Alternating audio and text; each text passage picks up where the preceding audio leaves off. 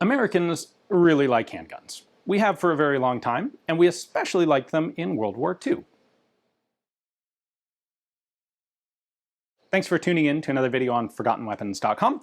I'm Ian McCollum, and today I want to talk about kind of the unique American aspects to the use of handguns during World War II. Now, a lot of this will apply to other conflicts, definitely World War I, definitely the Korean War, to some extent the Vietnam War, well, to a significant extent the Vietnam War, but it's World War II where this is really, I think, the most obvious and where we have the best written records. So, without further ado, the 1911 in World War II. This was, of course, the US standard military sidearm, and so there are tables of organization and equipment that define who gets a 1911. And the US was not that much different than most other, particularly European armies, in this regard. The handgun was a weapon of personal defense, sort of a weapon of last resort for people whose main job wasn't shooting the enemy with a handheld weapon. If that was your job, you're an infantryman, you got a rifle. And most of the time an infantryman, well, on an official table of organization and equipment, an infantryman got a rifle and did not get a pistol. Pistols went to specialist troops, guys like machine gun crews, artillery crews, vehicle drivers, tank crews, that sort of thing. They went to non-commissioned and commissioned officers. Of course, if we go way back in military history, officers didn't carry rifles because the whole point of an officer was to lead troops and direct them and make sure they're doing the right things. And if you have an officer encumbered with a rifle that he's supposed to be loading and shooting, that's wasting the whole point of having an officer. So that's really where we get the origins of officers carrying sidearms. They would provide, typically, their own sidearm. It was a piece of personal gear, not a military weapon, and it was for self-defense in the last resort. And that tradition sort of carries on, in many ways, carries on to the present day. Anyway, what we see in World War II is Americans love handguns, as I said at the beginning, and there was a huge demand for handguns from everybody in the US military. Guys would get handguns sent to them from back home. They would take trophy handguns, but not necessarily always as trophies, but as personal protective weapons. Like, I'm an infantryman, I am not issued a 1911, but if I find a P-38 on a German soldier over there and I take it, well, no one's going to be the wiser, no one really cares, they're not going to take it away from me, and now I have a handgun. And American troops really liked having handguns to a greater extent than most other countries. And I think this comes, like, there is an American mindset around small arms that's a bit different, even back in World War II, that's a bit different from much of the rest of the world. The United States has a frontier experience that's much more recent than much of the rest of the world. Here's a fact that'll make a lot of people feel pretty old.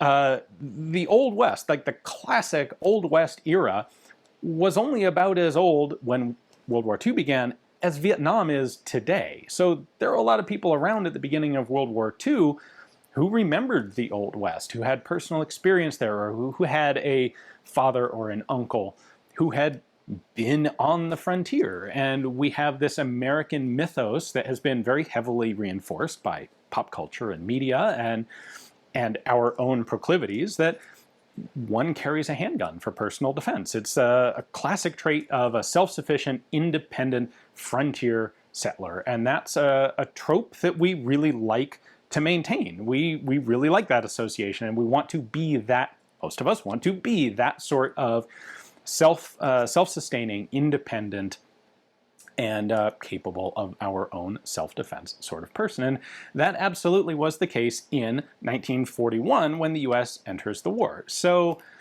where there wasn't so much of a drive, I think, in many other armies for everybody and their brother to manage to come up with a handgun somewhere, it kind of was in the United States. Now, what makes this kind of interesting is to actually consider the practical utility of a handgun in combat, like a 1911. Standard official U.S. Army sidearm. There were a lot of other, well, there were a handful of other guns that the U.S. Army did issue, a couple of different types of revolvers because we needed more handguns than we actually had.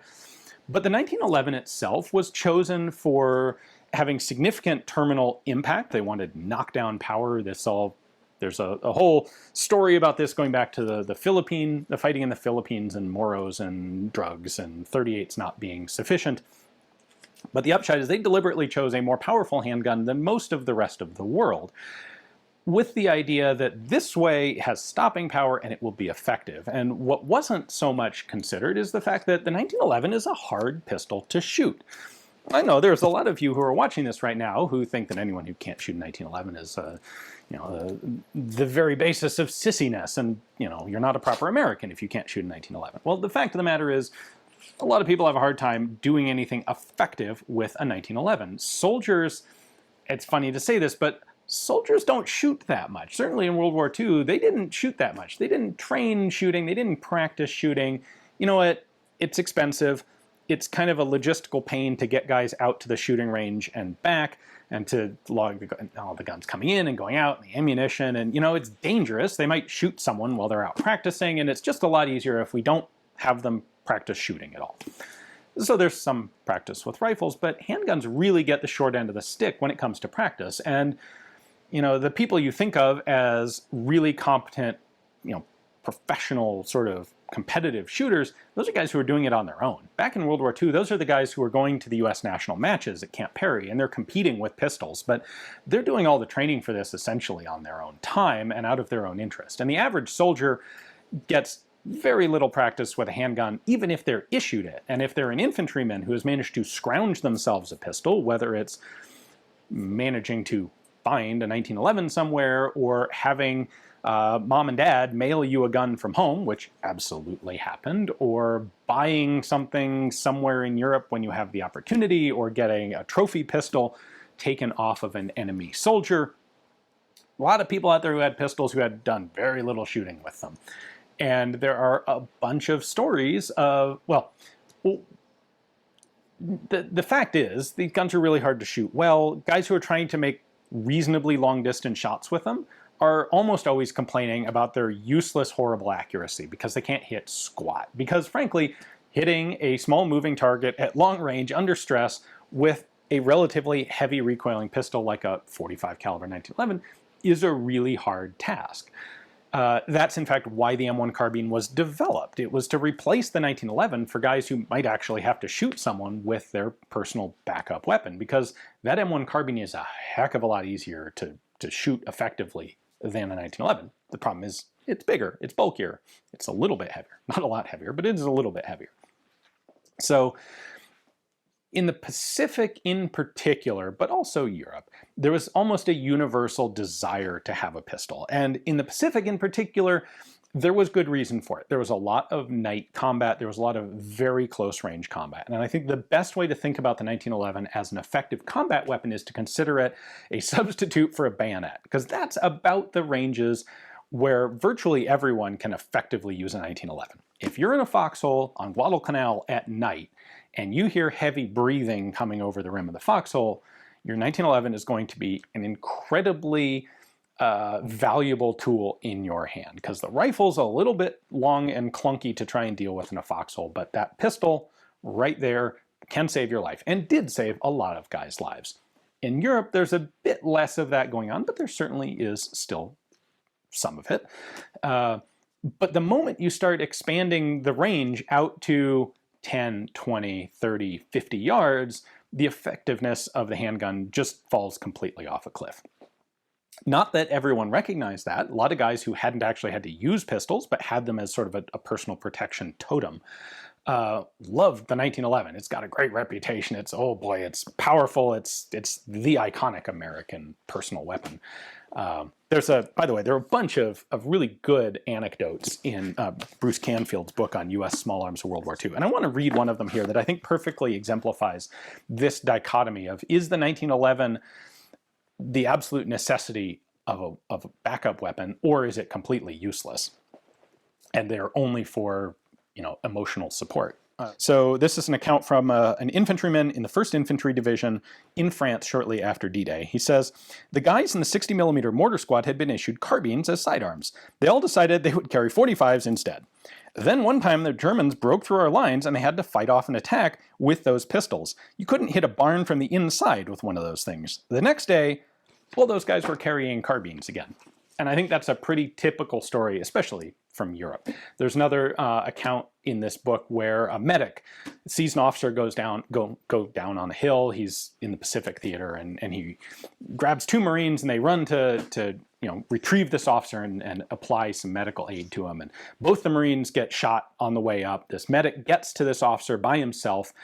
Under fire, he puts in a bag of plasma and comes under attack and realizes, like, if I don't hold this plasma bottle up, this dude's gonna die, like, now. So he's holding a plasma bottle in one hand and he's fighting off the Japanese with his pistol in the other hand, and empties the magazine and hits literally nobody, drops the pistol, picks up the officer's dropped carbine, and proceeds to shoot that one-handed and successfully repel the attack. Like, again, that kind of exemplifies the reality of the 1911. It's a very comforting, hefty totem to have in your possession, and there are times when it's very useful. But if it really comes to fighting with it, it's not that great a weapon. Anyway, this is getting a little bit rambly, but I think it's valuable to recognize the two sides, the two simultaneous truths of the 1911 in World War II, that it is a fantastic, well, it's a fantastic replacement for a bayonet, and it's a terrible replacement for an M1 carbine, and it can be the same, that it can be both of those at the same time. So hopefully you guys enjoyed this little bit of a side trip. Thanks for watching.